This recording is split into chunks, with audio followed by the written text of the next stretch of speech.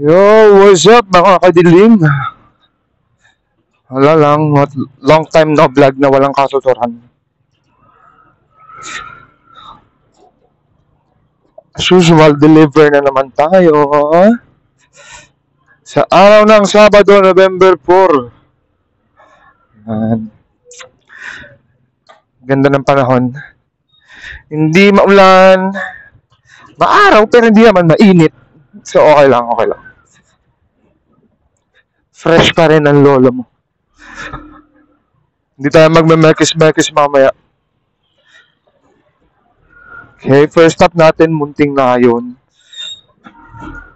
Wala lang. Sabi nga sa inyo, nabuo ang Kadilim Vlogs para lang sa katuwaan. So, wala talagang kasensense tong vlogging. Wala siyang content. Wala siyang theme ng content. Basta may ma-vlog lang. Diba? Happy lang. Seryoso man o hindi. Wala. May ma-video lang. May ma-record lang.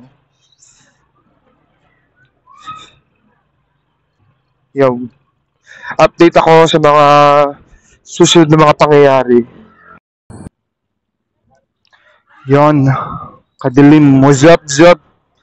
So, kasalukuyan nag-deliver pa din ako. Pero ako'y magtatanghalian na.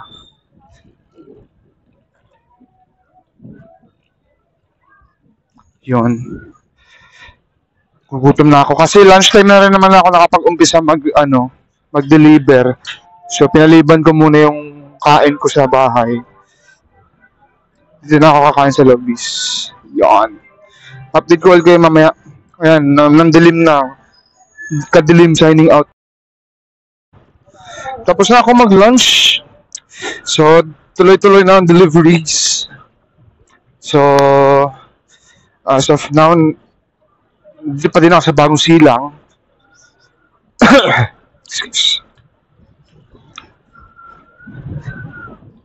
Papunta na ako ng Tala Gate 1. Yan. Diba? Update lang sa mga delivery. Ganun lang mga vlog.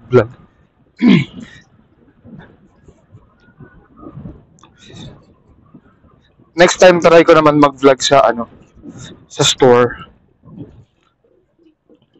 Kaya pag-isipan ko muna kung paano ko siya gagawin. Ngayon naisip na akong content, sinabi naman sa akin ni yung mami ko kung ano yung dapat gawin. So, i-video ko na lang. Time-lapse pa din. Para hindi naman ganun kahaba.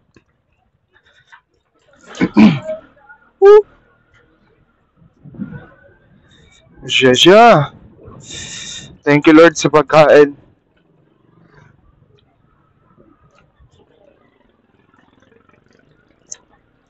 So ayan, buti na lang talaga hindi ganun kainit. Uminit man kanina, hindi siya yung masakit sa balat, oo, kasi nga direct kasi yung araw. Pero alam mo yun, hindi kagaya nung nakarang araw na kahit nasa loob ko ng bahay, pagpapawis ako, sobrang init, grabe. Ngayon, malamig na ng ang presko naman ng hangin ngayon. Parang angas na, no? Binata kasi ako sa Facebook, yung sa mga saddle bag. Yung meron siyang yung top box sa likod na may sandalan. Tapos merong side pocket din, yung may nakadugtong din na pang bag, parang box sa gilid. Ang angas. Mahal nga lang, nasa 4K. Nakita ko sa page. Kasi follow ako sa mga Rusi RFI Marketplace tsaka page. So ayun. May nakita ko dun. Mahal na lang. Medyo minimize pa namin yung gastos kasi nga buntis pa ang Diyosa. Kaya syempre kailangan magtipid para pag ako sa Tala Gate 1. Okay, update ko kayo sa susunod na deliver. Salamat cellphone. Nag-adjust ka pero kadilim na talaga. Hindi na ako makita. So yan, pahinga ulit. May nagbigay ng merienda, si Ma'am Bagkal. Hindi ko alam kung pwede magsabi ng pangalan, pero thank you Ma'am Bagkal. sa pamerienda. Pahinga muna. So, syempre, since naka-intercom ako, hindi ako makakapag-record habang kumakain. Syempre, hindi naman dapat mag-record habang kumakain. Just keep it to yourself. So, sige, kain muna ako saglit, then deliver it. So, ayun. Kung maririnig nyo sa recordings, may nagtitilian, may nagpupukpukan. Nasa horror house kasi ako. Yan, may horror house dito sa may Ako Homes. Sa may tabi ng court. So, kung interesado kayo, ako kung hanggang kailan sila, hindi ko tinanong, busy ako eh. Dideliver ako ano kayo. Charis. Basta, siguro, sa linggo naman siguro yan. Hindi ko alam kung hanggang kailan siya. So, time check, 6:10. At nasa phase 10 na tayo. Bagong silang pa din. Pero, kaya tapusin hanggang ngayong gabi. Kasi late na tayo nakapag-start. Siya. Okay lang yun. At least, hindi na ganun kainit. Kasi kaya ako natagalan, ayun, ang daming pa-epal, Charis. Late ako nagising. Tapos, pagising ko, yung anak ko, nag-request pa, matutulog pa daw siya. So, tinimplahan ko ng dede. Tapos, inugoy-ugoy ko. Siyempre, umaga, antok pa. Siguro, nakaidlip. Pero alam ko naman sa sarili ko, hindi ako nakaidlip. Kasi alam ko, nasa cellphone ako nun eh. Tapos, tumayo na ako, nagbukas na ako. Tapos, gumayak na ako sa papuntang Rusi para magbayad ng aking monthly. Ang problema, ang tagal. Basta, dito na ako sa may Pure Gold Bagong Silang sa may phase 10. At ang traffic, maghintay kayo. Makakadaan lahat yan.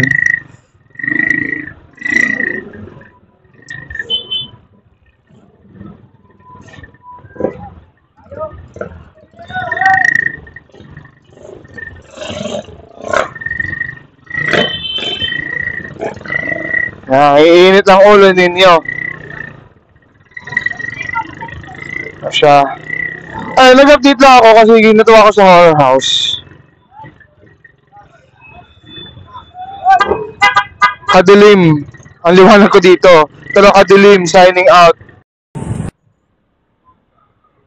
So, ayun mga kadilim. Gabi na. Time check 8:10. Dito tayo sa Muzon. Diba? Tagal. Hindi ko alam kung bakit. Pero ang traffic. Ang traffic dito sa sa Carriedo. Pupuntang Muzon. Sobrang traffic. Ewan ko ba.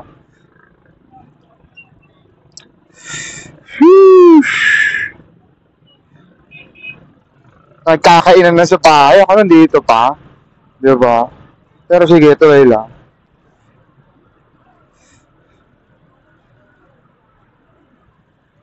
Mamaya tayo bumanat ng kain sa bahay. Siguro nahirapan akong hanapin yung mga item kasi ang daming hindi napag-meet up. Kakagigil. So, ayan, puro ako signing out.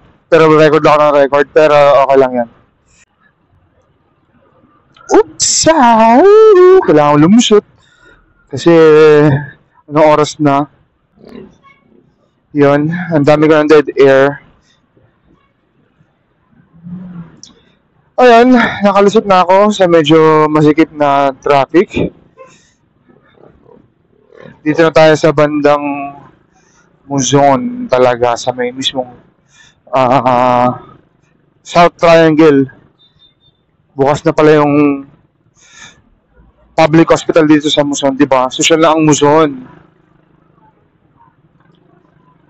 So, ayun nga. Siguro dun talaga ako inabot ng pagkahaba-habang traffic. Bukod sa hindi ako sinisipot ng ibang meet-up, yung ibang meet-up ang tagal kong hinihintay. Tapos, ang hirap kalkalin ng mga items. Tapos siguro kailangan ko magbagal kasi nga parang Akala ko hindi mainit. Ang init-init pala kanina. Sobra. Parang nakakatayo ng lalamunan. Yon. Nakaliko na ako. Papunta na ako sa sunlight.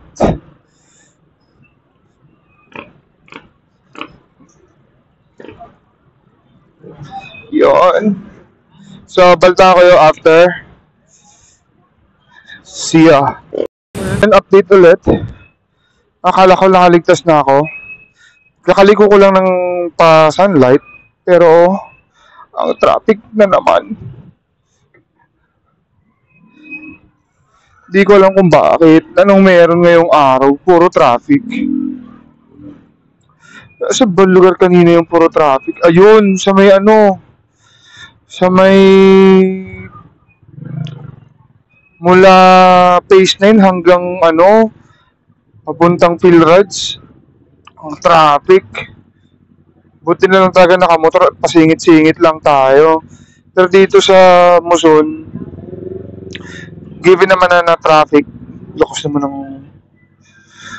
tambuchi nun. Tapos yun, kaya pala traffic dito kasi may umu-overtake na may nagmamaniobra na kotse.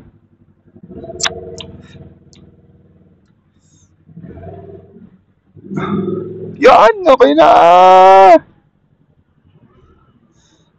Nakakalusot na.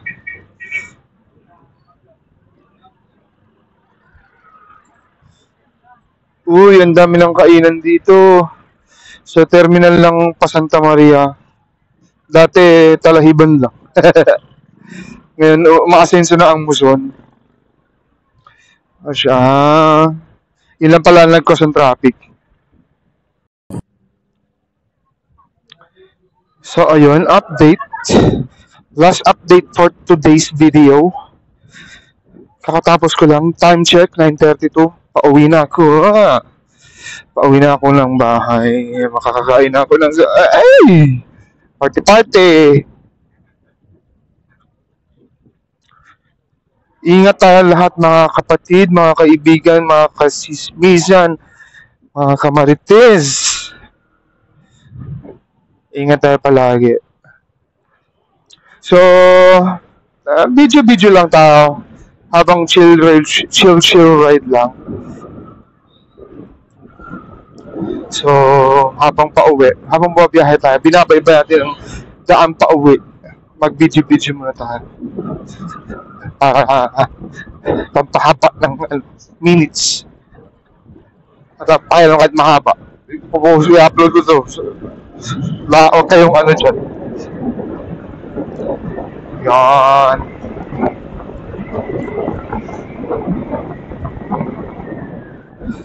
So, syempre, dito tayo sa may shortcut. Sa may daan papuntang Encantadia.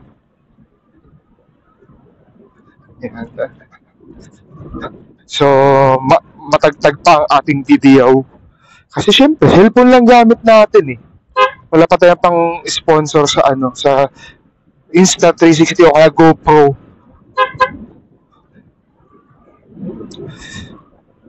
Soon. Tsaka tayo gagastos sa mga ganyan. Di natin alam kung sisikat tayo bilang vlogger eh. Wala lang. Malay mo lang naman, diba? Siyempre, enjoy lang. Siyempre, kahit, nandun tayo sa point na gusto nating maging sikat na vlogger. Pero siyempre, para maging sikat na vlogger ka, kailangan may matinukang content. Iba paano tayo sikat na vlogger? Wala naman tayong content. Kung ano lang material pa natin i-video. Diba?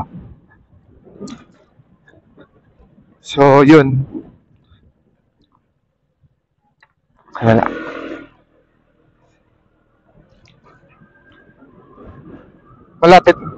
Malapit-lapit na sa bahay. Pero, depende pa. Mga 2 kilometers, I think. 3. Basta nagugutom na ako. Siya. Pwede na siguro ang 3 minutes. Charis lang. So ayan, basta lagi tayo mag-iingat mga kadilim. Lalo sa mga nagmumotor na katulad ko. RS or ride safe tayong lahat.